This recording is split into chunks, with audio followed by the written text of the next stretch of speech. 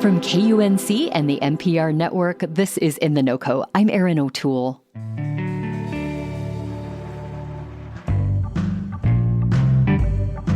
Leaf peeping season is just about here in Colorado.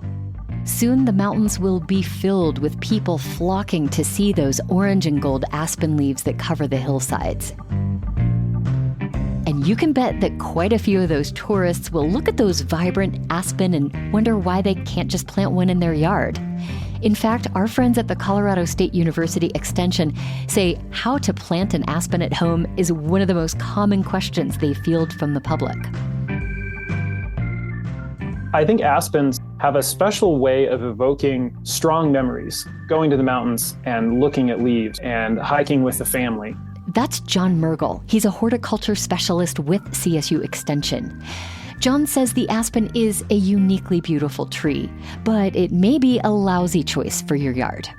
An analogy that I've used for them is the baby alligator in the bathtub.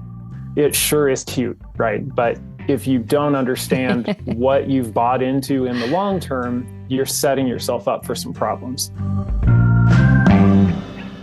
Let's unpack that, starting with the different varieties of aspen, because I would think an aspen is an aspen.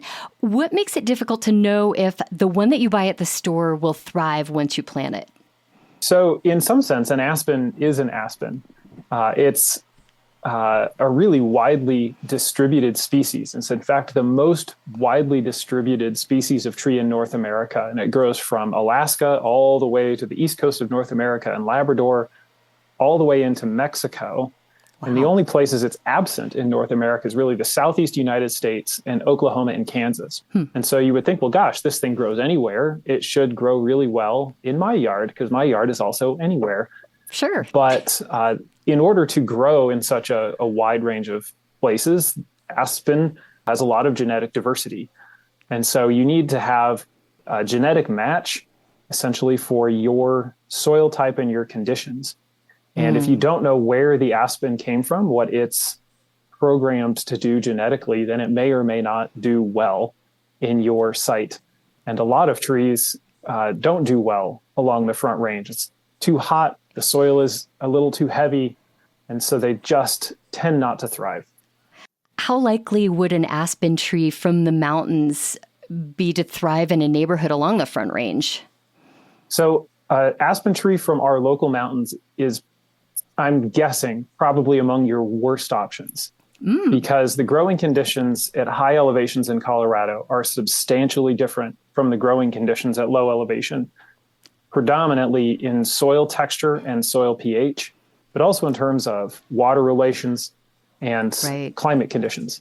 But if I were going to pick an aspen that I thought might do well in my yard, I think I'd be looking for a tree maybe from Nebraska that's growing at a lower level with a little bit heavier soil than one that's growing up in the decomposed granite, in the Rockies, because that's really different than what we have here on the Front Range.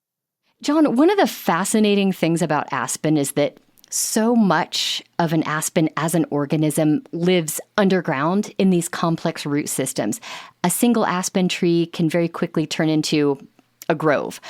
What kinds of challenges does that present for a homeowner? Well, that is the primary challenge, I think, for homeowners hoping to plant a tree, because an aspen is not a tree. An aspen as an organism wants to be a grove of trees. It wants to make multiple trunks and an extensive root system as a way to make sure that it persists over time. Individual aspen trunks, as far as trees go, don't last all that long, but aspen organisms can last a long time. In fact, the oldest and largest one in Western North America is something like 17 acres in size, and I think it's at least 1 million years old. Whoa. And that's a system. So the root system is connected. Yep, that's one plant.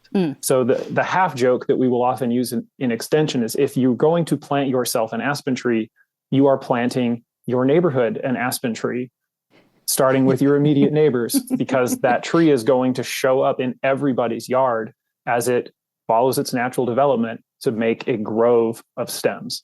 Oh boy, it sounds like you should go to your neighbors and just let them know what you're up to. How long does that take? How quickly can I go from having a single aspen to having a full grove? Aspen trees will do that relatively quickly. You will start seeing those root shoots, often called suckers, coming up from the root system almost as soon as the tree's established. So within just a few years of planting that tree, you can have new shoots showing up nearby, usually within 30 feet. But I think the farthest that I've seen recorded is up to 100 feet away. And they're going to be sending up these new shoots to join in the fun. Okay. How much of a hassle are those other shoots that sprout up in the yard? To an extent, it's a matter of perspective. But one of the calls we get is, I've got these things in my lawn.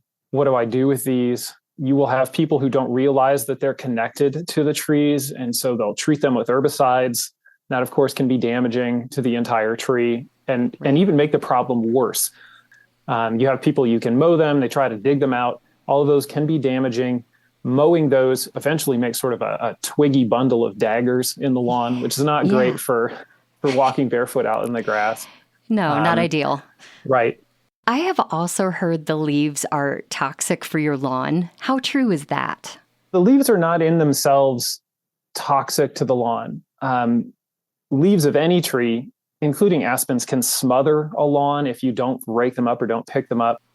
Trees tend to compete with the lawn, though. And so that's where you'll have a lawn not do well under trees, is because of competing for light and water.